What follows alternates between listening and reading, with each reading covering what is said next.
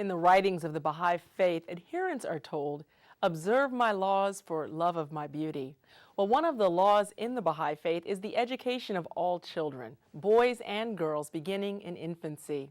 "O God, educate these children" is the subject of today's The Light of Unity.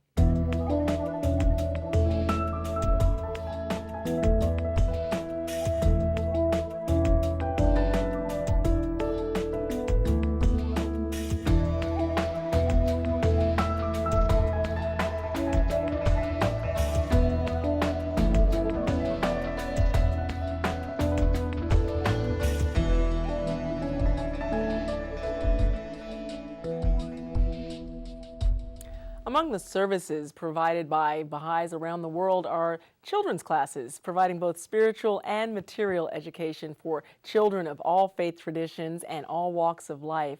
To get a little bit more in depth into Baha'i education and what it's all about, we are joined by members of the Baha'i Atlanta community. They all have some things in common. They're all parents and they're all Baha'i children's class teachers. So we want to welcome Sally Wiley, Parker Norton, and Dan McGinn Combs. Thanks so much for being with us on The Light of Unity. We wanted to start by just kind of finding out why Baha'is are holding these classes. What is the purpose of providing this kind of education to children of all walks of life and, as we mentioned, from all faith traditions? You want to start with that, Parker? Sure. About 10 years ago, the Baha'i community, the international Baha'i community, started to look outward in their community. And we've been asked to have classes for children in our neighborhood, children of our friends, our neighbors, our relatives, any child that we know of that we would like to start a class with, we can start a class in our communities. And these children come from all different backgrounds. They come from different faiths, different cultural backgrounds, different languages. And we want the children to all learn together. And the purpose is to build community. The children will be learning spiritual principles like prayer and virtues, and they'll learn it with all their friends, Baha'i friends, Christian friends, Muslim friends, Jewish friends, or even Hindu friends, wherever they might live. That's great. So we're going to get into a little bit about the aspects of how these classes work, but Sally, I was wondering if I could kind of ask you about the Baha'i obligation. It's actually a spiritual law that children must be educated. Can you talk about that? The writings have very specific prescriptions for parents that it's the obligation, not the choice, but the obligation of the parents, both the father and the mother, to train their children and make sure they have an education. However, there's kind of a backup, and that is if the parents are unable to do that, then the community is responsible for the education of the children. Now, that community in the past, as Parker said, was the Baha'i community. Mm-hmm. But we have been getting guidance. Well, here's a quote from the Universal House of Justice, which is our world governing body. And they give us guidance from time to time. And this is one of the this guidance was given to us back in 2000. Anyway, after talking about the ills that the children of the world are going through, mm-hmm. This was the next paragraph. Children are the most precious treasure a community can possess, for in them are the promise and the guarantee of the future. They bear the seeds of the character of future society, which is largely shaped by what the adults constituting the community do or fail to do with respect to children. They are a trust no community can neglect with impunity. So we realize that we can't just take care of our children. We now have the responsibility of worrying about the rest of the world's children. And there's something very special about Baha'i children's classes and the whole philosophy of the child that make it applicable to any child. And that is we're not teaching them to become little Baha'is. We are teaching the child to recognize, or giving opportunities for that child to recognize their nobility. We believe that all children are created noble. All people are created noble by God. We are a reflection of God's image. And that goes back into the Torah and to the Bible. Let us make man in our image. There's a quote from Genesis. So that is a very universal thing. Right. And to me, that is one of the most important things in Baha'i children's education, is the idea that a child is born perfect with all these virtues within them in potential. And it's our job as parents and teachers then to help them polish their virtues. So Dan, there's some very curious ways and creative ways, and you're actually known as Dan the Man McGinn Combs among the Baha'i children's class circles. You bring a lot of fun to your classes, and I think most teachers do as well, but you have a very unique spin on it. And I'm kind of curious, there's not a one-size-fits-all for this, is there? As Sally was saying, we're bringing out these attributes in children. What are some of the ways that you're able to do this? I like to think that kids are a little bit like me, or maybe I'm a little bit like them, and that we like to enjoy ourselves when we're having a class. So one of the things I like to bring to the class is stories. I like to tell stories about my grandchildren, about children I meet in the neighborhood, about children in the class. But I've also found that stories from other cultures have very significant ideas about the virtues and the things that people have within them. As Sally said, there are all these gems inside people, and our job is to bring those gems out and to polish those. And if you tell a story a certain way, or with some gusto and some zeal, kids really get into it, and they start to feel the story and understand what the story means, and they get something out of that for themselves. And what they get out of that is what they're like inside. And I like to see the look on kids' faces when they realize, oh, I'm courageous, or I'm courteous, or I'm brave. That's wonderful. You know, in the Baha'i writings, it's written, regard man as a mind rich in gems of inestimable value. Education can alone cause it to reveal its treasures and enable mankind to benefit therefrom. A lot of words, but really speaking to what the essence of each child and certainly each person is. I'm wondering, in some of your experiences, and maybe Parker, you could speak to this, kind of when you've seen those kind of aha moments and how we kind of bring those gems to the surface in children. You know, in Wandy, it's almost like you read my mind. Because as Dan was speaking, I thought of this little boy in our neighborhood class. And when he first joined the class, he was the little boy who I had to kind of always keep a hand on. He was always the one moving around.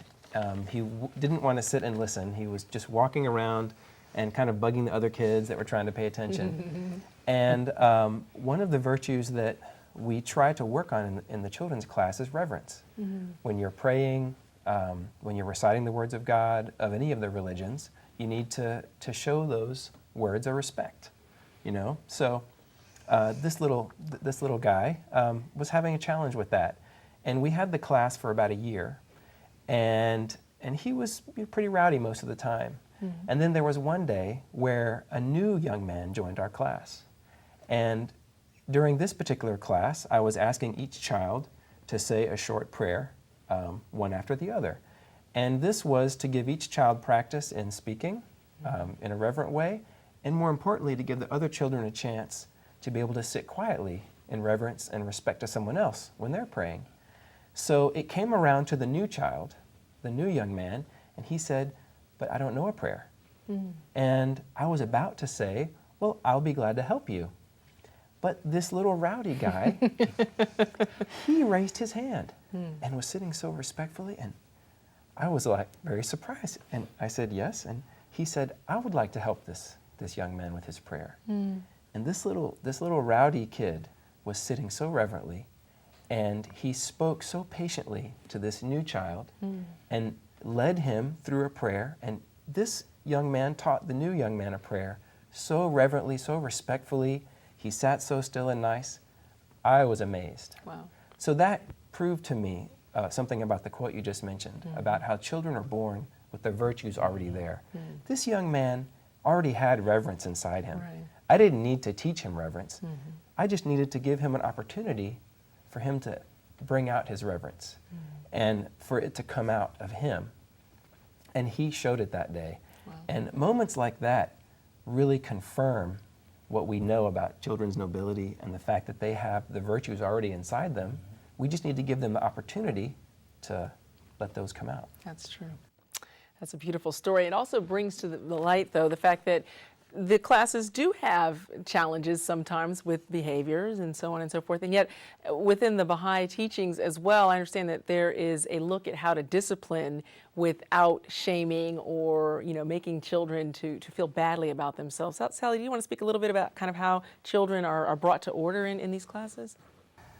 Well, first of all, we are required to have our children's classes be a place of order and discipline. And sometimes that's pretty hard. But it's mostly done by calling the children to a virtue. Perhaps we're having, well, for example, the little boy who's antsy.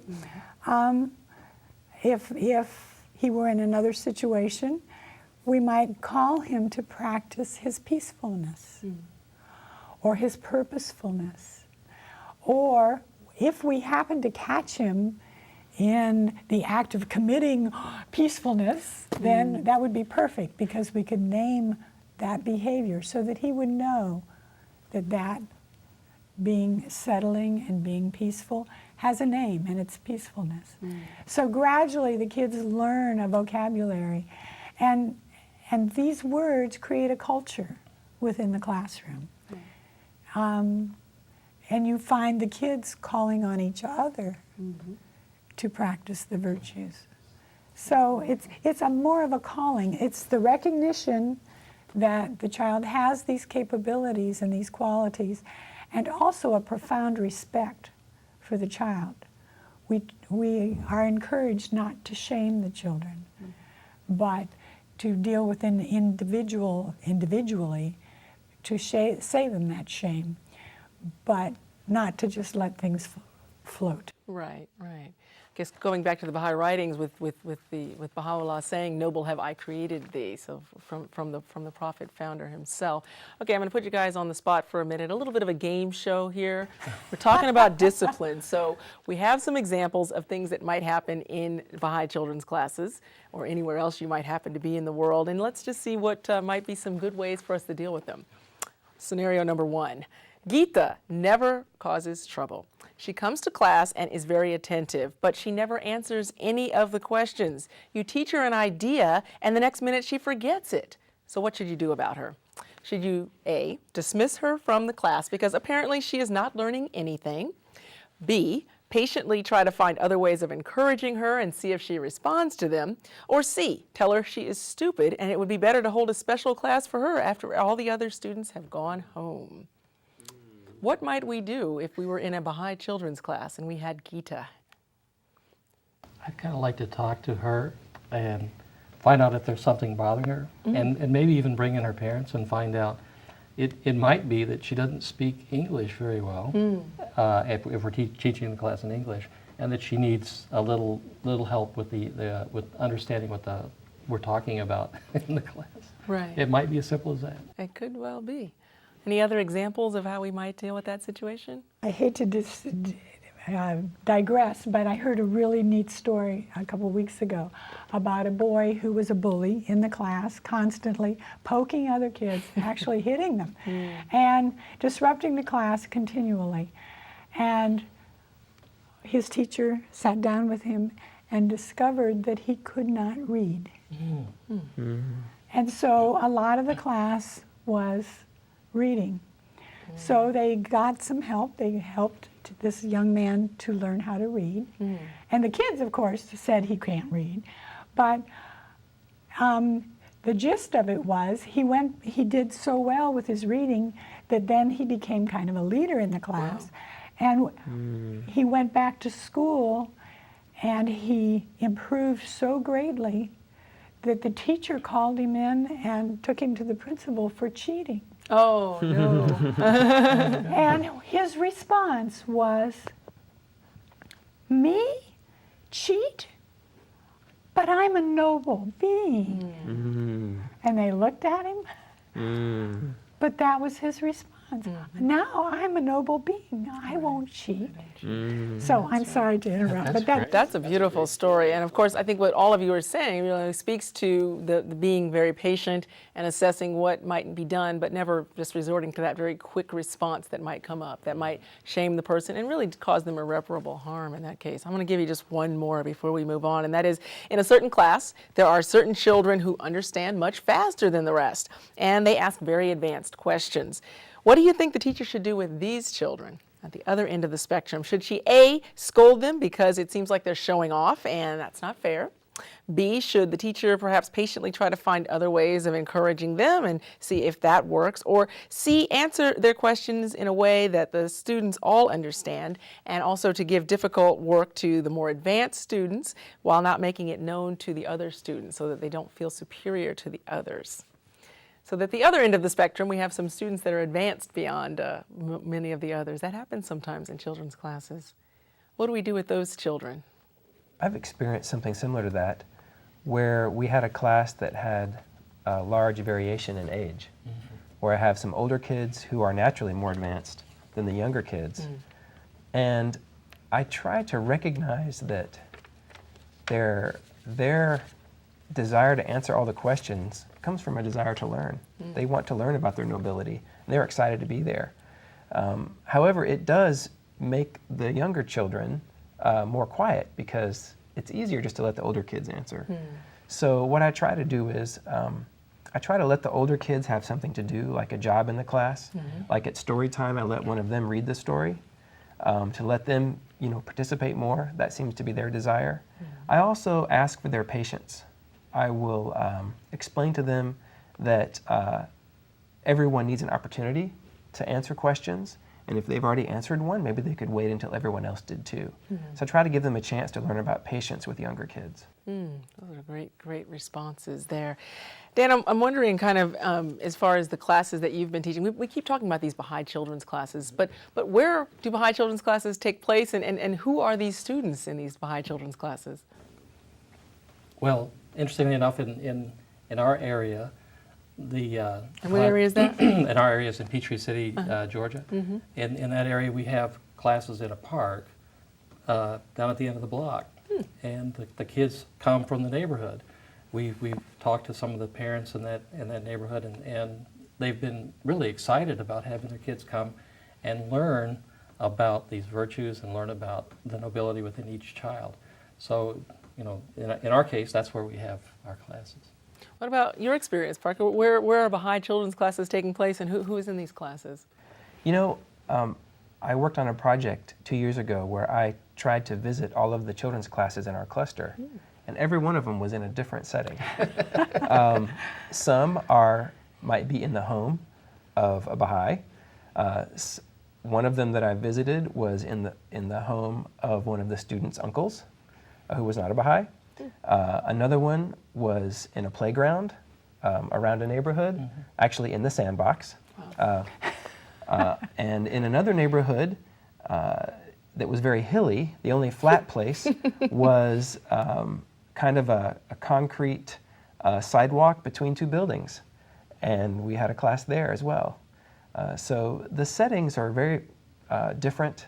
They're variable. It just depends on the neighborhood. If the class has a lot of children, you'll need a different setting.